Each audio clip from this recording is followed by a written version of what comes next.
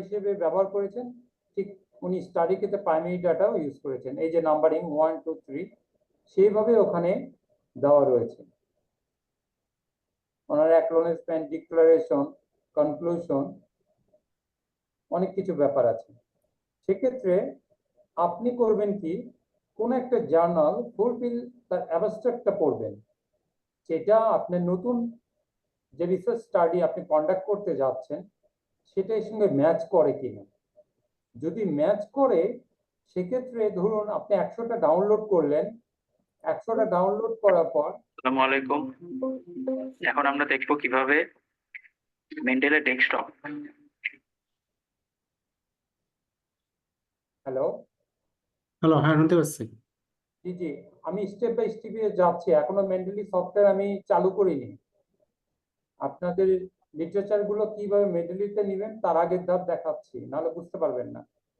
একটু দেখার চেষ্টা করুন। আচ্ছা, আমি সেশনে ফিরে আসি। এই 4টা জার্নালে আপনারা দেখবেন যে অনেকগুলো পার্ট আছে।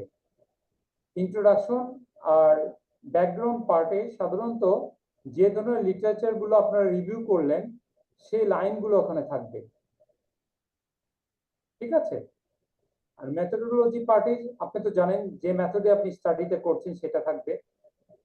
আর রেজাল্ট বা ডিসকাশন সেকশনের মধ্যে যেমন এই যে যে রেজাল্ট গুলো দেখছেন গ্রাফিক্যাল ইন্টারপ্রিটেশন সহ, এই বিষয়গুলোই আপনি পরবর্তী কোনো নতুন জার্নাল ইউজ করতে পারবেন। সেক্ষেত্রে আপনি ওই ক্ষেত্রে কিভাবে সাইটেশন করবেন, কিভাবে রেফারেন্সিং করবেন, ওইটা আমি আমার যে মেন্টালি ডেস্কটপ অ্যাপ সফটওয়্যারটা চালু করে দেখাবো, ঠিক আছে।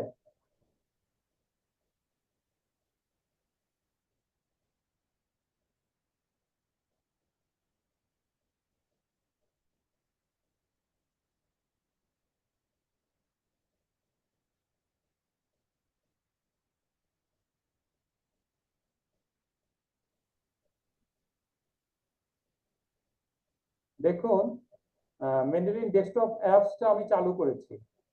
যেহেতু আমার লগ ইন পাসওয়ার্ডটা দেওয়া রয়েছে সেজন্য সে আর ইউজার আইডি কিংবা পাসওয়ার্ড চাচ্ছে না। আপনি যে কোনো পিসিতে এটা সেভ করে রাখতে পারবেন। এই অংশ পর্যন্ত আসতে কারো কোনো প্রবলেম হয়েছে কিনা এখন প্লিজ বলবেন। আমরা কি ইনস্টল করবো এখন, তাই তো মেন্টালিটা? তো অনেক আগে বলা হয়েছে করার জন্য, আচ্ছা আমি আচ্ছা তো অনেক আগে আপনাদের শেয়ারে দিয়েছি